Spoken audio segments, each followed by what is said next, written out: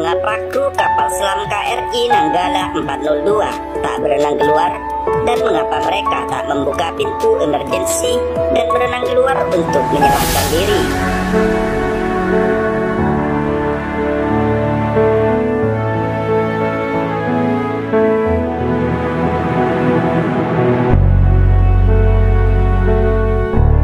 Bahwa dua hal itu rupanya sangat mustahil dilakukan, karena akibatnya pun sangat fatal.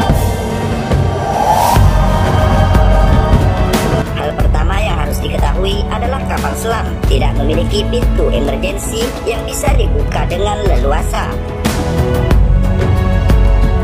Pintu kapal selam jauh lebih rumit dari yang dibayangkan karena dirancang agar tidak bisa dimasuki air laut.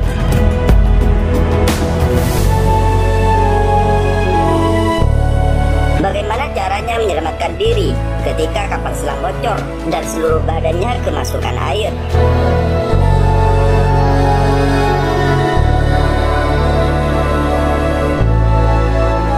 Di dalam kapal selam ada kompartemen penyelamat, di mana bagian tersebut tidak bisa dimasuki air karena memiliki sistem isolasi, walau bagian lain dari kapal selam telah bocor.